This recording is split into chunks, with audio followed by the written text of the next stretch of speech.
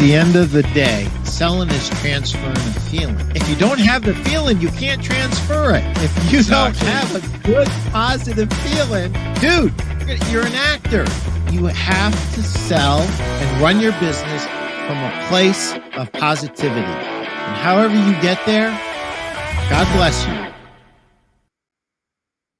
Welcome to the Primeau Show. It is episode 119, and we are with Joe Pallo, and we are going to talk about getting quality referrals without being a jerk.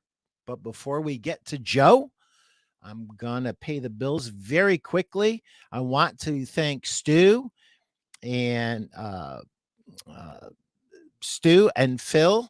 Carlitz for sponsoring our open house that is tomorrow. And what do you call an open house with great speakers? We call it the Mattress Success Summit, and it's tomorrow, Wednesday and Thursday. Thank you, everybody who's worked so hard to make it a success. There's the address, 4073 Medina Road, Akron, Ohio, right at the corner of Route 18 and 77. We're going to be showing you lots of new products. Split heads and flex heads are the new thing. We were the first to make an American-made hybrid split head about 6 or 8 months ago.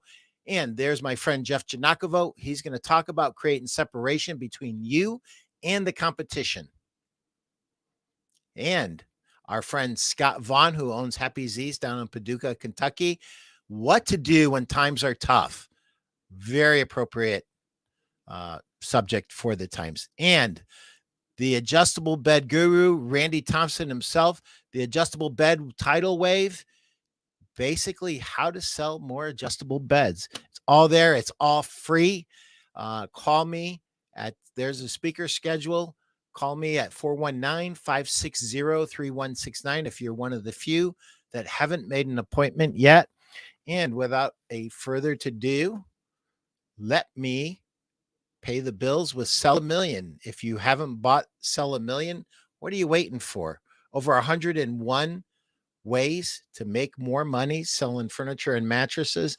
And the best compliment I ever got on the book is from Doug Stewart, who's been a leader in our industry for many years. And he said, if you just take the word mattress and furniture out, it's just a great marketing book. So thank you, Doug, for that compliment.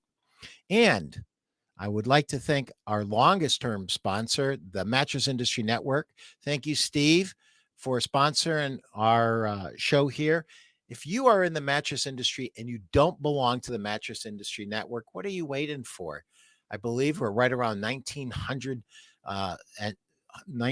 people. It's run by a group of retailers for the benefit of the entire industry. If you want to learn how to market, succeed, and merchandise, advertise, do all the things, display better. If you need introductions to people, if you want to network, you need to be in our group. So without a further ado, Joe, welcome to the show. Thanks. So how to get quality referrals without being a jerk. But before we get there, I would like to just unpack my store owners. Why is it important for them to get referrals? Well, it's proven that's the easiest way to grow your business. You already have the relationship. We just want to draft off of that. I think that people with referrals, mentally, they're not thinking the right way about them. Like when we started selling, we sucked at everything. We were horrible. And through repetition, we started getting better, maybe establishing trust or creating rapport, or creating a buying atmosphere. Where over the years, we've gotten like a scale of 1 to 10. We're up here. We're really good. But what I found when people comes to referrals, they're still rookies. We've never taken this one part of our business and got it on par with everything else. And it has the biggest effect. It's a ripple effect. We get this one piece of business on par with everything else. So we have to approach it that we still are rookies on referrals. Does that make sense? Yeah, that's great. Hey, Guy and Kyle from South Africa, thanks for joining us. So there's two things I just want to unpack there because Joe glanced over them very quickly. I think it's important for us to recognize. Number one of the things that I hear store owners complain about is the increase in cost of door turns. So the customer acquisition cost is higher than it's been. And the easiest, most cost efficient way to get a new customer is a referral from a current customer. Now, there's something about referred customers that is really, really cool.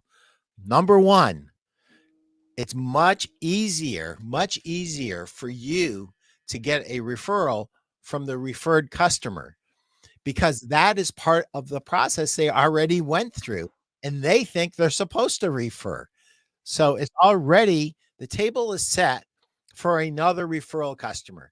But here's what we know. Statistically, we know that referred customers buy more and they are generally easier to do business with because you've already made a sale to somebody who's like them and they're giving you another person that's like them. And so the experience on both sides of the equation, both for the customer and for the store, is a better fit. It's just a better fit all the way around. And then the other little piece of this, and I'm glad you started to mention this because it's so important, Joe. Um, be humble enough to understand A, I need referrals. Referrals are a good thing for my store. And just like when I started selling, I sucked. When I start asking for referrals, I'm going to suck. Yep. I'm going to suck. But you know what? I'm going to go through that muddy water and I'm going to muck my way through that. And I'm going to get through to the other side where my ability to ask and get referrals is up to par with the rest of my selling skills.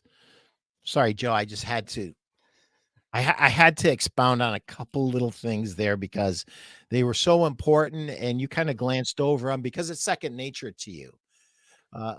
Question already, Joe.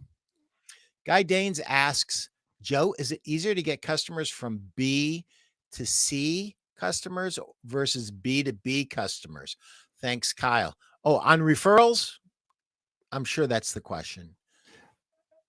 If I were to think of it, I simplify things. Referrals are based on the relationship, how you treated that person. It doesn't matter. Referrals are given to confident people who did a good job. It doesn't make a difference. It's that relationship. It's how you ask and make them feel confident and comfortable in that ask. That's a great answer. So Kyle, what Joe is saying is it's people to people. It's not B to B. It's not B to C. It's people to people, and it works either way. Great question. Thank you so much. All right, Joe, coach us up. Help us get quality referrals without being a jerk. Well, first, it helps if you're not a jerk in the first place. That helps. let's make that assumption. We're not jerks. But it's the mindset that I want to maybe touch on first. Sure. That referrals are given to confident people. I touched on that before. Yeah. You have to ask in a confident manner. And I use this example when I'm coaching that when we're selling, I ask people describe how do you want to be perceived? And I hear words like I'm confident, professional, energetic, enthusiastic. They get a good picture of what we're like when we're selling. That's the person who has to ask for referrals. What happens in sales is we can go through and we give this presentation. We're upbeat, confident, focused, energetic. And then when it comes to referrals, mentally we downshift because we're not used to it and we're rookies. And we say, I'd kind of maybe like to have a referral if it's not too much trouble. Oh, never mind. Here's a business card. And we're passive. There's nothing passive about referrals. And I'll touch on what you were saying earlier. Sure. In my mind, referrals are more important than the business.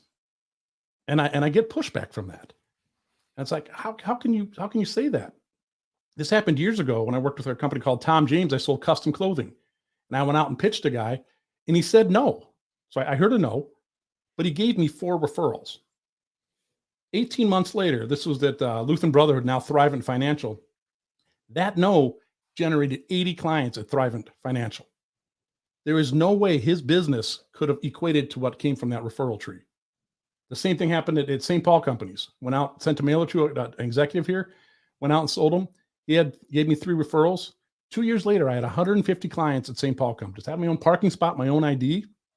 Referrals are more important than the business. And that's our mindset. We have to go forward in that thinking. Does that make sense? Yeah. So you're talking about then the immediate sale that they just made, correct? Well, if you make a sale, great. But that first example, the person didn't buy any product from me. He bought me. Referrals are given to the people. That's the point I'm trying to make to. Yes, you have to deliver and you have to have good value, but it's not needed. Too often I hear people say, well, I want to wait and really show them and prove what I want to do. I don't think so. When the relationship's there, that's what you have to build on. You said something that I thought was really important. You made the comment referral tree. Is that what you said? Referral tree? Correct. Because it's not one and done. So if we have that mentality that we're going to get a referral and that's the end, that's not. It ties right into the point that I made previously, which Joe alluded to, and that was a referred customer is much more likely to refer. Not only are they more likely to refer, they're likely to buy more, and they're going to be more pleasant to deal with, which is always a plus in business. And so this mindset, so your mindset on referrals is I'm getting referrals whether I make a sale or not. Absolutely. Well, if I establish the relationship, that's the line that I got to cross. If there's not a relationship, I'm not going to ask. And if there's not a relationship, I'm probably not going to close. They're kind of tied together.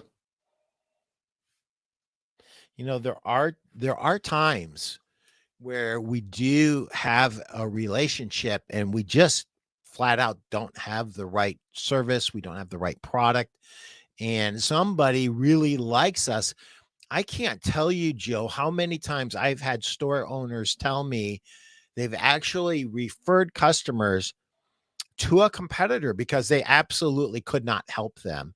And that customer came back and bought from them. So I think this is a very interesting point. So referrals are not the product of a sale. Referrals are the product of a properly developed relationship. Absolutely. That's when you ask for the referral. Absolutely. Yeah. How do you do it? Maybe it's another way the people have this hesitation about asking for referrals because they don't want to be a jerk. I understand that there's a line we have to cross mentally where we're comfortable asking for referrals. I understand that. I acknowledge, I coach on that. That's my point. If I'm not going to get past that line, sometimes it's hello, sometimes it's down the road. I have to cross that mentally. And again, it goes back to the relationship. It's me helping them figure out what they want and why they want it. That's going to help me sell, but it's also planting the seed for me to ask for referrals down the road. Is there anything else about mindset that we need to know? Other than the part, if we go back to when we were rookies and you were talking to that, we were horrible when we first started selling. We stuttered. We didn't know what to say. We were off track. That's going to happen with your referral ask. But you get through it just like you did before, but your learning curve is going to be much faster. This is something you can turn around inside of a month and get 4 or 5 good referrals. And I'm not talking a lot. I want very high quality referrals of a level of the type of people I want to work with. But it's that mindset we have to work on. Okay. So what's after mindset? Well, I think it's something that people want to use is, what do I say? When we were rookies, we had a script. Okay. Well, maybe we need some sort of basic script because we aren't confident in this area. We don't know what we're saying. Referrals are given to confident people. So I kind of developed those things referral ask. And it's just like in sales. We don't come in and say at the first meeting, you need this much term, this much disability, you need to cut me a check. We need to earn the right to ask for the sale. Well, referrals are a sale. And we can't just come in and say, who do you know? That's like closing right away. So develop those things referral ask. If I was going to ask you for referrals, and let's say you're a client for a year or two, I would say, well, just curious. I want to get some feedback. we've worked together the past 2 years. We've taken care of this problem. We've taken care of that need. We helped you out here. What are some things you liked about working with me or my team? Whatever they're saying mentally goes in this bucket called those things. You know, Joe, I like your team. I like how you helped with the relationship. You gave me we got some good results. Whatever they're saying, I want that out there. And odds are, I'm probably going to ask what else. So I'm asking them, what do they like about working with me? I'm getting some answers. I'm going to ask what else. That's pivotal because everything they're saying are the same reasons why they should give me a referral. And I'm letting them say it. So once I have them out and their voice filled up that bucket of those things, I can just pivot and say, hey, who are 3 people who would appreciate those things? That's how simple the simplified referral ask works. I use their reasons are the same reasons why they should give me a referral. And I ask for a specific number. I don't say, who do you know? That's too vague.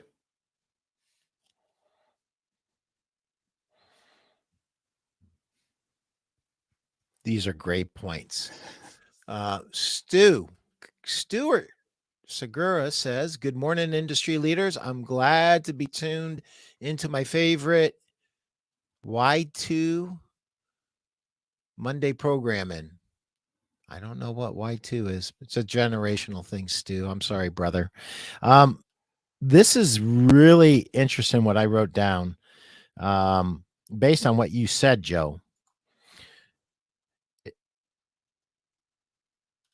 If you asked for a referral before and you didn't get it immediately after the sale, it's not too late to ask for it down the road. It's not too late to do a follow-up call to see how somebody's enjoying their new mattress and start to ask them, you know, what they're experiencing. And I always get pushback on this. And guys, I'm just going to bop you in the head with it because I love you. If there's a problem, you want to know. Because if there's a problem that goes undiagnosed, you're a bad guy. You're not getting any referrals. Nobody that knows this person's ever going to buy from you again. So don't be afraid to follow up a couple of weeks after the delivery, a week after the delivery, 6 months after the delivery even, and ask them how they're enjoying their sleep set, how everything's going. Are they waking up happy and pain-free? And go right into Joe's script. It makes so much sense.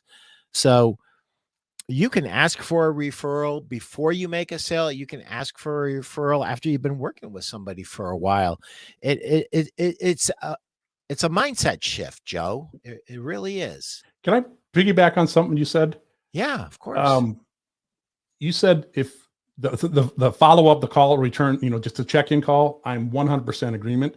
But you said if there's a problem, that's big. And I agree with that because we need to fix it. Because if we don't, that's negative. Right. But actually, if you look at it, if there's a problem, your referral chances are going to be increased once you address that problem. It's almost like a better thing to happen because if they say, hey, there was a problem, stuff happens. We all have mistakes. But look at how Pete took care of me. He took care of this and this and this. Now you're in a better spot to ask for referrals. So problems are kind of like an opportunity. Yeah, they really are. And you know, once you kind of have your referral seeking hat on top of your head and you've made this mindset shift, you will see opportunities that you didn't see before for referrals. And Joe, I saw the light bulb go off, so I know you speak to that. So I'll let you speak to that because you're so right. Before we get into actual techniques, we really have to talk about this mindset because then you see all kinds of opportunities for referrals. Absolutely. The mindset, and I have my clients do this, is I create an event, have them create an event Monday morning where they look at their week, who they're going to see. And sometimes we have people coming in or whatever. But what I want to do is crystallize a referral goal for them, a weekly referral goal. They say I have 8 people coming in. How many names are you going to get out of that? Because we get what we think about. And again, referrals are the main reason for the meeting, at least in my mind. And if I do give a good presentation and take care of them, odds are I'm going to close them in the next step, but I'm also going to get referrals out of them. So a process is just weekly look at how many names, new names you want to get. Because again, we get what we think about. We do it in sales. Let's just do it for referrals. And you're right. Referrals generate referrals, and new business generates new business. There's nothing better than that.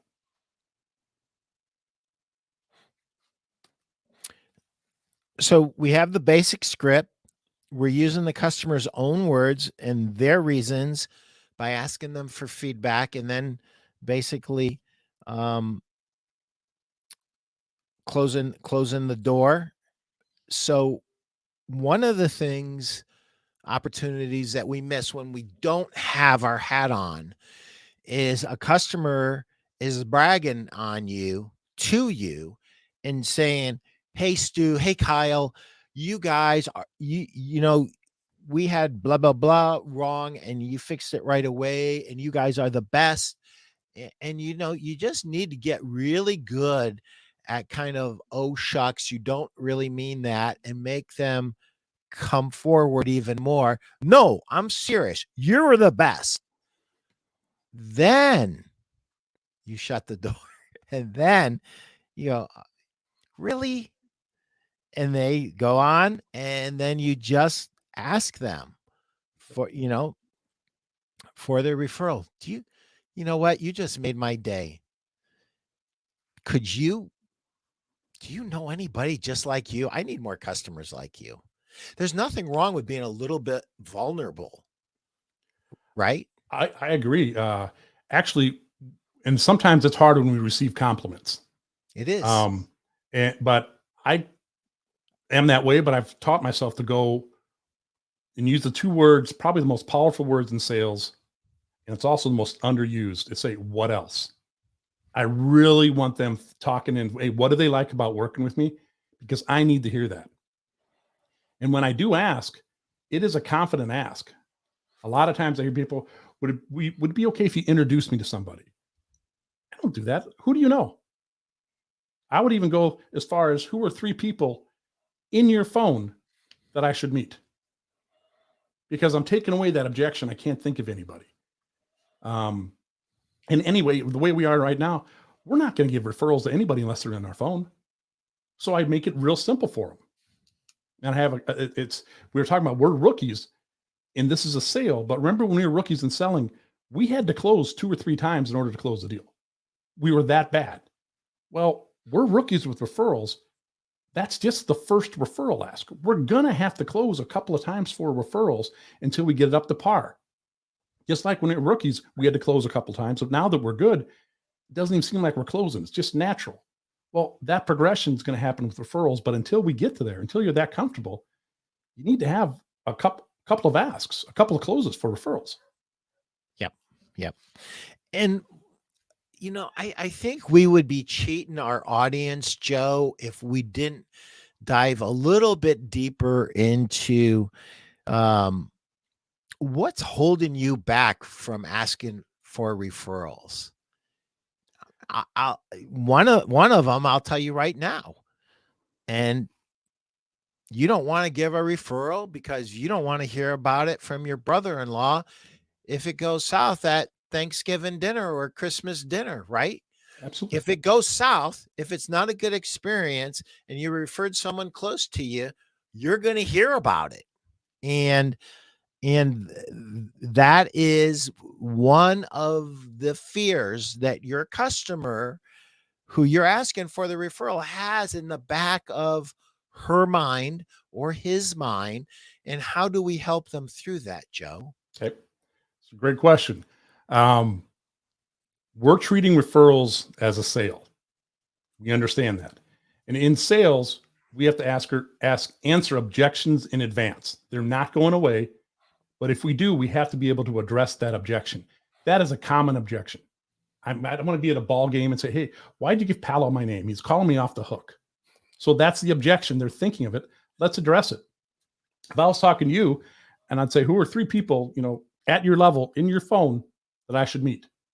And I'll pause and wait. And they may be thinking that. And I'll say, hey, just so you know, here's how I treat them.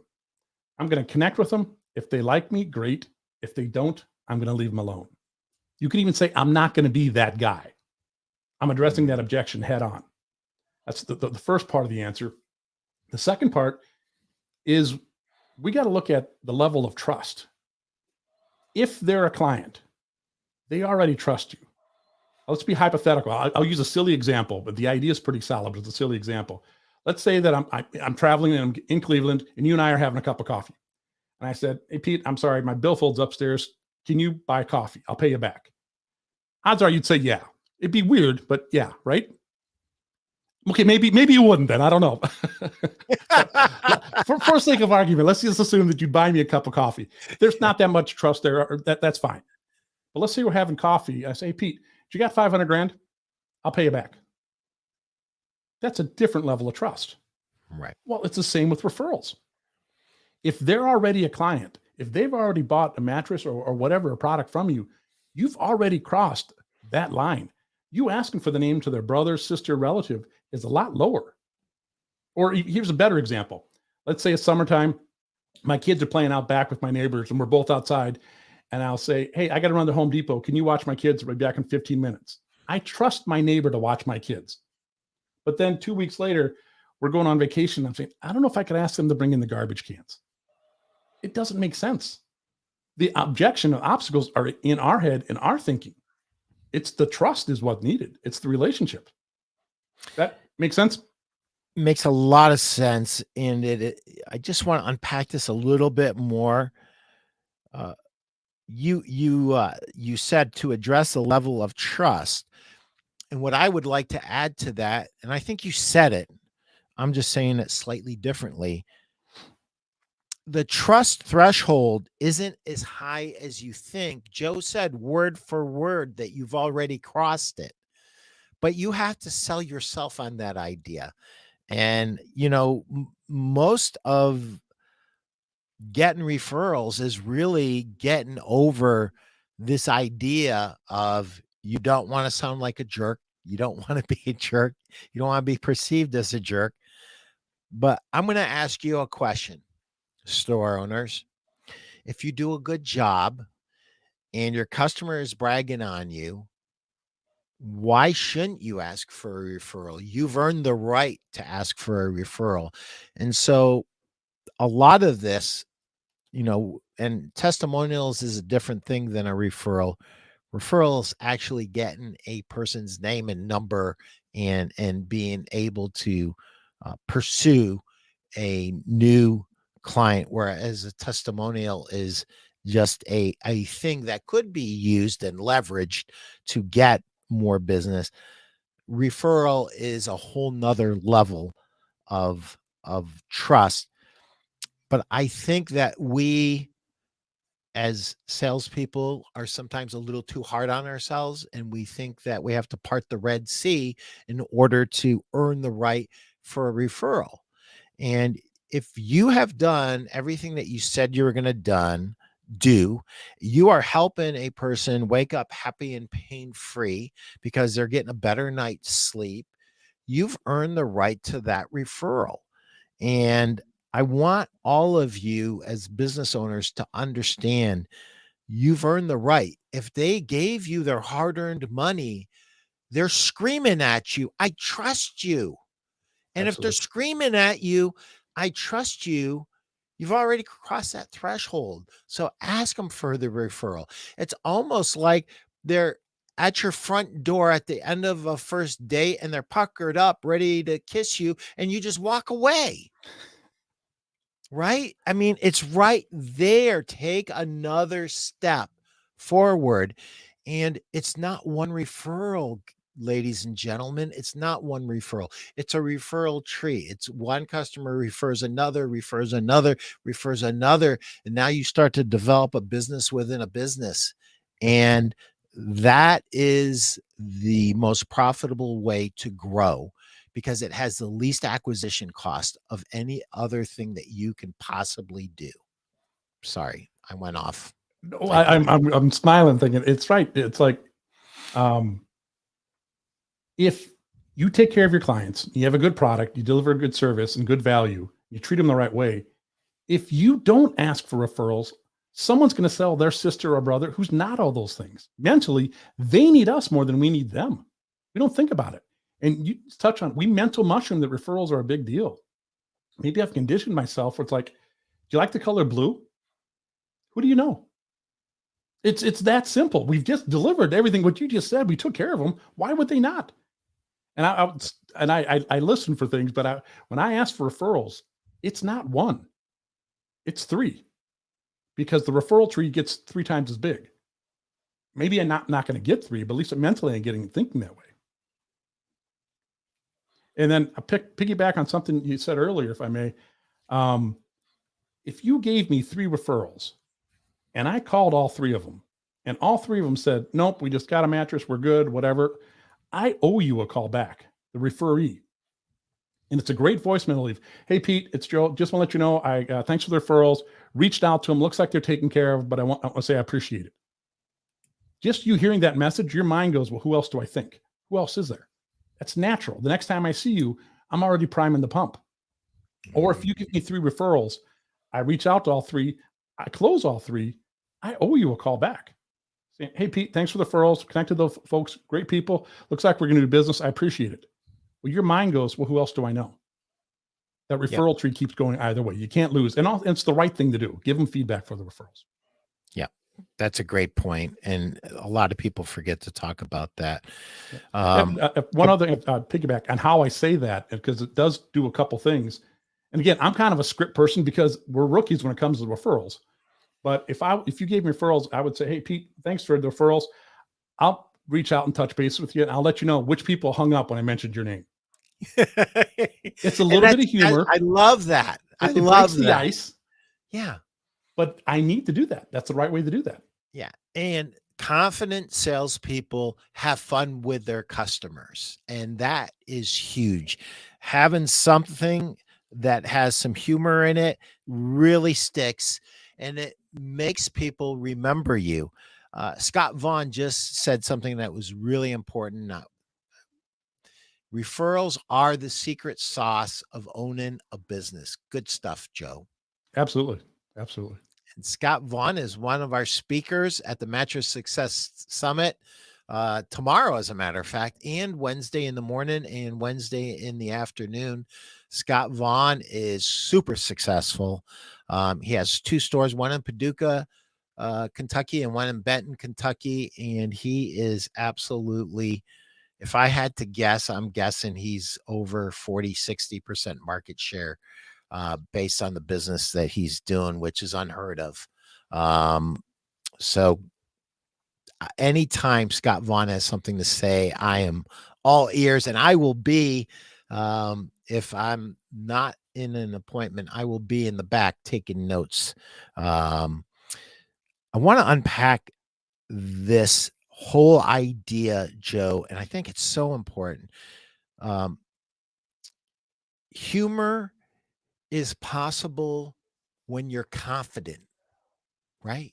Absolutely. Like if you're nervous, right? You can't be funny because you're just trying to get through what you're trying to get through. But when you master it and you feel good, right?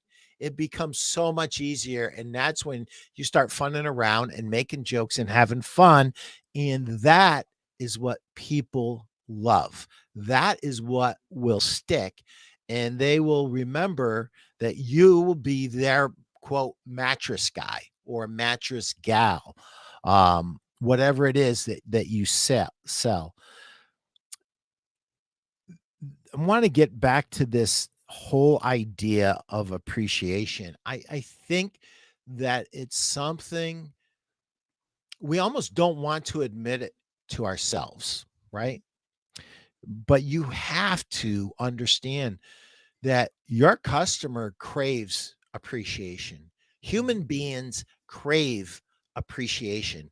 And when someone says, Joe, you did a great job, and, thank you, that means something.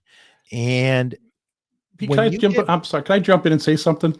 Yeah. I apologize, but you had something set up there. If someone says, Joe, you did a great job, thank you. That's nice to hear, correct? But that's not enough. No. I would That's say, the just beginning of curious, your opportunity. when you say I did a nice job, what does that look like? What does that mean? Get them to tell you more. Yes. Because I think it's Right. far too often we get that compliment. Yeah, thanks. I really appreciate it. I don't know what that is. I can't do anything with that.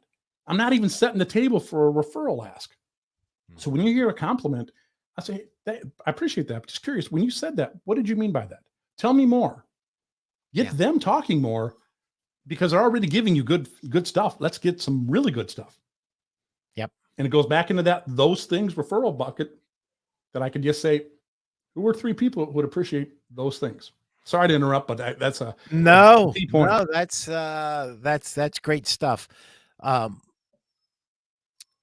When we show concern for the referrals that we've been given, using Joe's example, 3 referrals, 2 of them were duds, 1 was something, but we get back to them and we let them know, hey, A and B were taken care of, but C's coming in, and I promise I'll give them the kind of service that you gave me. Thank you so much. And if they were all 3 duds, hey, I followed up with each and every one of them. I want to thank you again for the referral.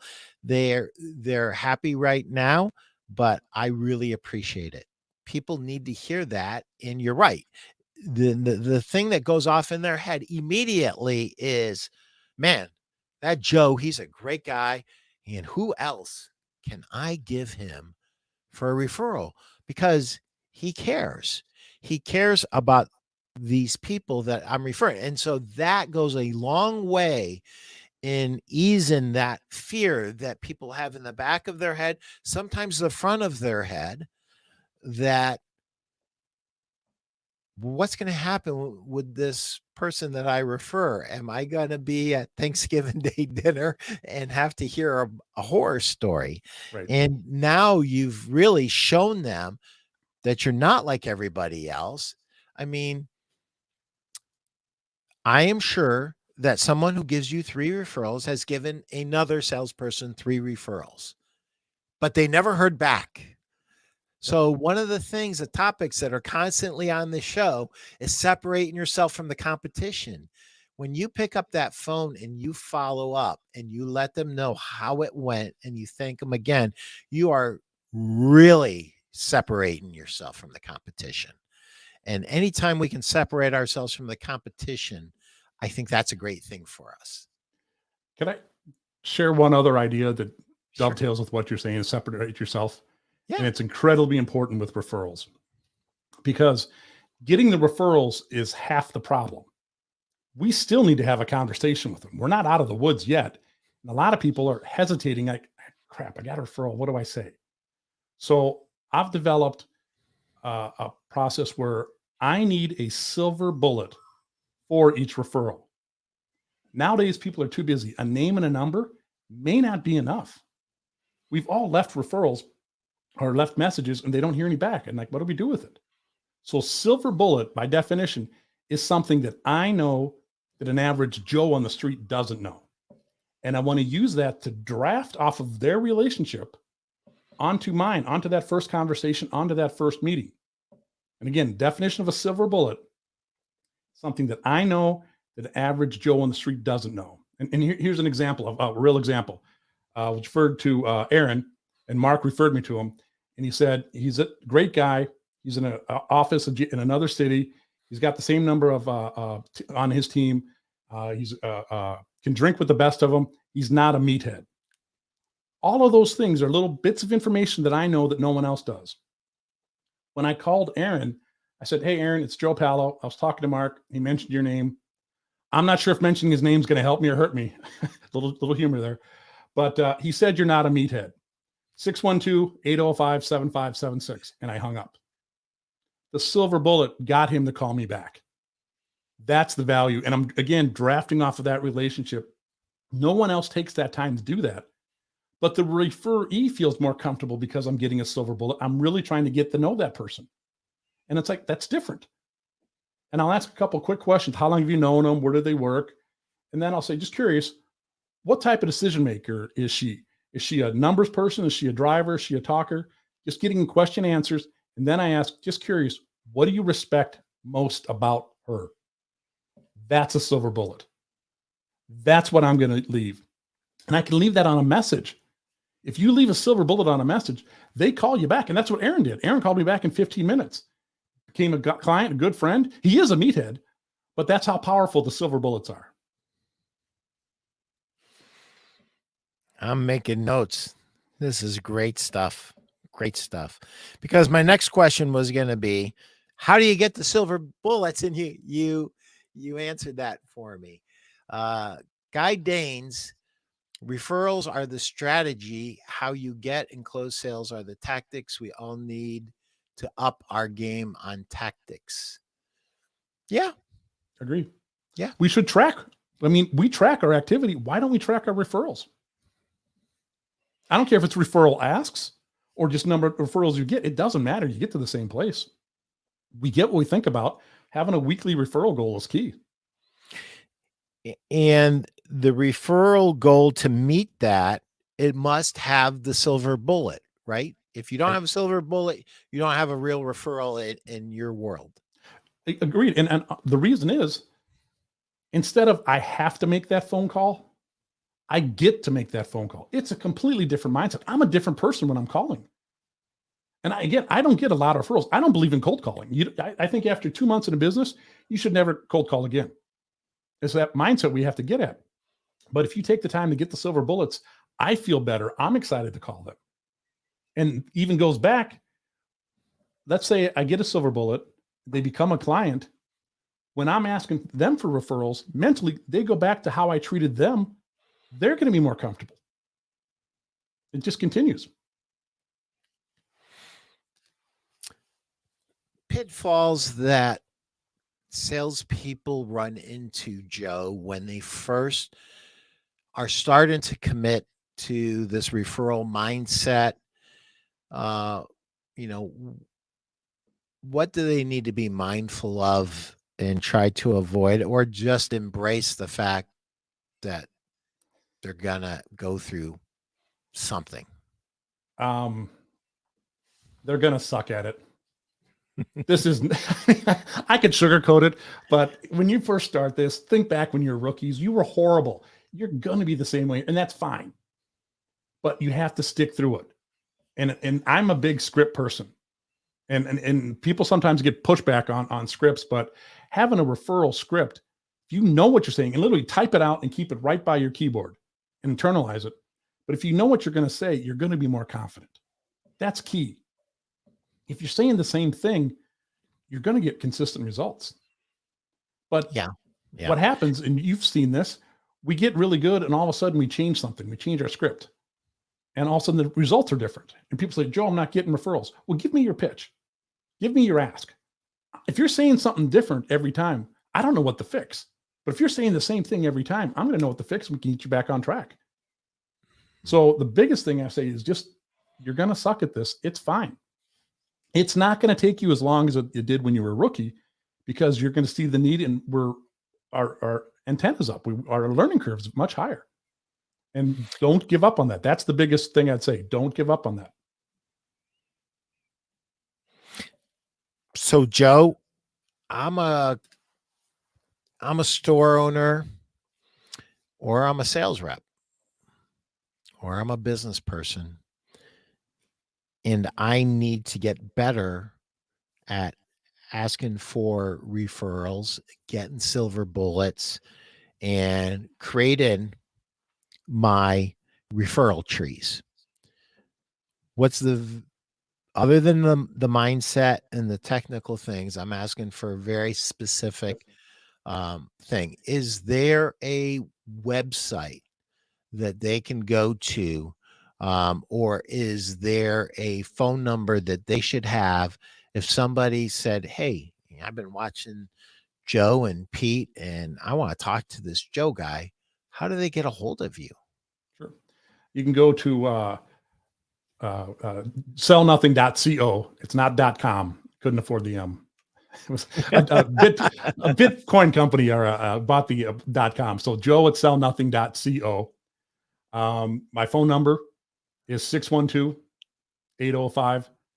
612-805-7576. And if you want, there's a go to convertsalesfaster.com. There's a free download that walks through the selling process. It's also kind of indicative of how I ask for referrals. And I'm going to go back if the answer your question. If I'm a manager and I have a bunch of salespeople and we're working on referrals, I'm going to recommend something that every person's going to hate.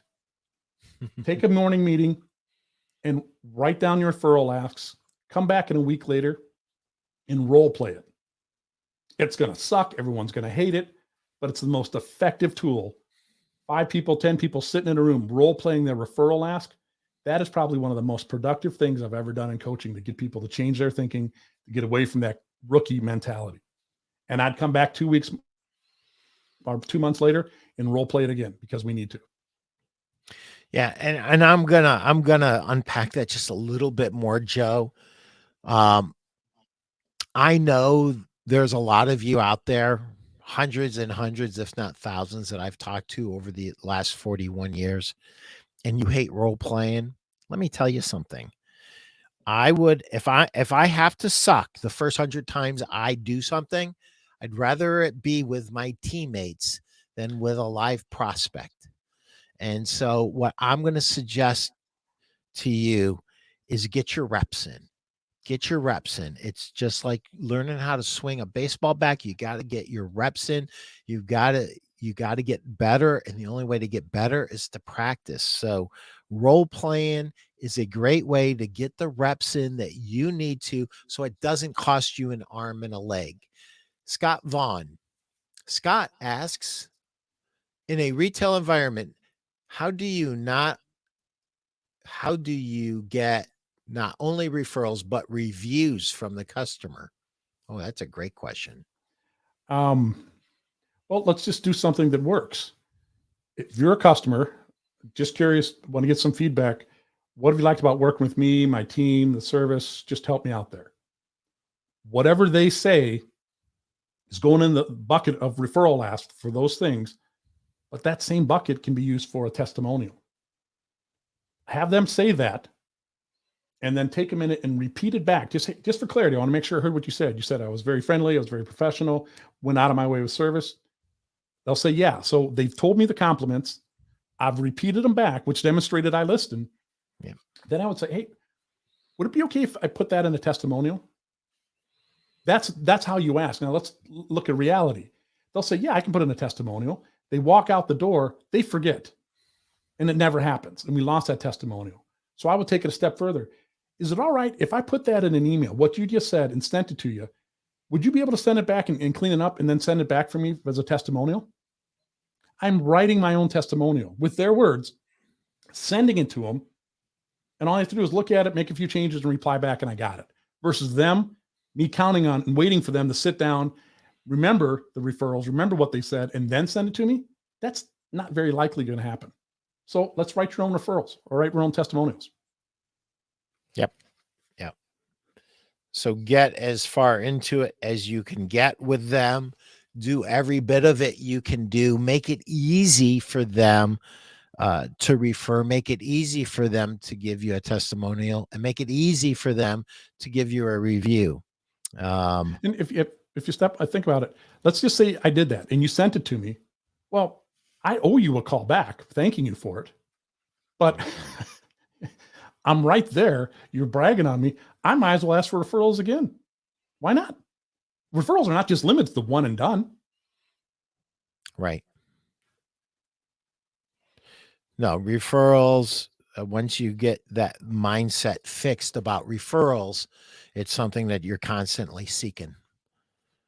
Absolutely. At all aspects of the selling process. Joe, last few minutes are all yours to talk to the audience. And I just have one question before we do that. Sure. What does sell nothing mean? Well, it's the title of my book, How to Sell Nothing, the logical way to make the emotional sale. And it's due out end of July, August 1st. But basically, it goes to the understanding that in sales, 2 things need to happen, or 2 buckets need to be filled. The logical bucket or logical sale, the emotional bucket, the emotional sale. Both are important. But if we had to pick one, the logical one needs to happen because it confirms the sale. The emotional bucket needs to be there because it makes the sale happen. Yeah. How to sell nothing is a logical way to make the emotional sale. And it's a relationship. It goes right into referrals. And if we look at those buckets, well, we've had this where you may have had some people come in the store, they're looking at a mattress. And they say, "Yep, we like what we see. We're going to come back on next weekend, and we'll pick it up then." So at that meeting, you had the logical bucket and the emotional bucket. Let's talk about the buckets. The logical bucket is filled with my voice. I'm the salesperson. I know it. The emotional bucket is filled with their voice. It's what they want and why they want it. The logical bucket is finite. Once it's filled, we're done. If you have a bucket full of water, you can't put more water in it. It's kind of a waste. If you have a client logically sold on getting a new mattress, you can't sell logic anymore. It's done. The emotional bucket has holes in it. They're weird and they're fickle things and they change all the time. At that first meeting last week, if you got both buckets full, we got the next step. We got the next appointment. We come back a week later. Logically, they know that bucket's full. Emotional bucket's empty. How to sell nothing gets them emotionally engaged before I close at that second meeting. And it's their voice of what did it. Wow, Joe, that is so powerful. I used to tell my salespeople when I was a sales manager in a retail store, when you get a B back, so typically you'd have a one-legged customer in, typically the lady of the house. She came in, now she's bringing her husband back in. If you assume that you're starting in the same place, you've assumed wrong. You have to rebuild everything. And for you to assume that she is just going to show him and do all of your work for you, sometimes that happens. And I love it when it happens. And you got to allow customers to do that if they want to. But for you to assume that that's going to happen is wrong. You almost always have to rebuild the outcomes and get them to future think about what life is going to be like when they're waking up happy and pain-free to the degree that they can, given whatever mental or emotional conditions they might have. Rebuilding the outcomes. And this is what you're going to get, rebuilding that emotional bucket. That is really powerful. I cannot wait. When is this book coming out?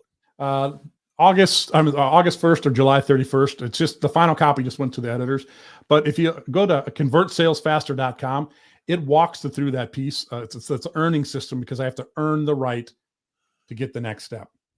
Yeah. And to your point in that example where the husband and wife come in later, mentally, that emotional bucket's empty. I'm asking the wife, well, what are you trying to fix? Why is that important? What do you want to do? Because she is filling up his bucket. Right. Why do I need to do that? Let her do it.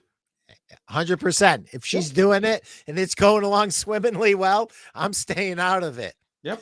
I strive to never coach, teach, train, or sell until I've engaged people emotionally. That's the essence of how to sell nothing. That is so good. We often, as salespeople, forget how important the emotional component is. It's the reason they buy, and they use logic to justify it. So there's nothing more important than understanding the right questions to ask and how to fully engage a customer and get them to expound upon the benefits and what their future outcomes look like according to their vision. So I got to share this, Joe. It's a crazy story. Sure. And this is true retail story. I worked with a woman that many years ago when I worked for Kronheim's Furniture in Cleveland, Ohio. Great, very nice customer. Really went deep. I tried everything under the book to close her. I thought had a really great great talk with her and really went deep about her needs for the furniture that she was looking at. And lo and behold, after dinner time, she brings her husband, but there's one other guy there. And I don't know who the guy is, but the guy is getting in the way of my sale. So the wife is selling the husband and I'm letting her sell. And he's going, well, I think you should go over to Furniture Land, blah, blah, blah, which is right next door. People used to park between our two stores, right? Park between our two stores and go to both of them before they make a final decision. And, you know, I am going through, you know, I'm going through my head, like, what do I do with this? I've never seen this in any seminar. I've never seen this in any sales book that I've ever read. I've never heard a sales guru talk about this situation. This kid is killing me. And it's her brother. So I didn't know that. I kept listening. I'm trying to figure out, you know, and I've always was taught to just ignore that whole thing, but I couldn't ignore it anymore because it started to make it go south. And I tried to gently kind of push back on him and say, well, you know, we've had hundreds of customers go back and forth, and it seems like they always end up here. But, you know, that's, you know, and finally her husband spins and points at this kid and he goes, listen, she's buying the furniture, not you. If you want to go buy your furniture at Furniture Land, you go right ahead and stop. Just leave us alone. Go buy your furniture. If that's what you want to do. But we're buying our furniture here at Kronheim's from Pete. And if you want to stay here, you just need to shut up now. So the husband said everything I wanted to say. And I was completely intimidated by this guy because he was kind of quiet. And anyway, made the sale. After we had done the transaction, I said, sir, I have to ask you a question. I said, you know, in my life, I've never been intimidated by anybody in my life except my older brother, who is a lieutenant colonel in the Marine Corps. It's the only person who ever scared me in my life. You scared me. What do you do for a living? And he goes, I'm an IRS auditor. Anybody that needs help with referrals, call Joe. He's here to help. And pick up his book when it breaks in August. Sell Nothing. And don't ever forget that people buy for their own emotional reasons. They justify with logic, and start creating with the ideas that Joe shared with you today. Start creating your own referral tree. Joe, you get the last word. Well, thanks a lot. I appreciate your time. And the biggest thing is, it's our thinking. Referrals are not that big a deal. Who do you know? It's that simple. And once we get what we think about, that's all it is. I'm going to keep it real simple. Thanks, Joe. Have a great day. I appreciate you coming on and sharing your wisdom and your insights with us. Anybody that wants to get a hold of Joe, call him. The phone number is right there. 612-805-7576. Call Joe and become a referral generating machine. Go to sellnothing.com or convertsalesfactor.com. Sellnothing.co. Co.co. Sorry about that. No, thank you for correcting me. Thanks, Joe. Have a great day. And thank you, everybody, for being here. Appreciate it. Thank you. Take care.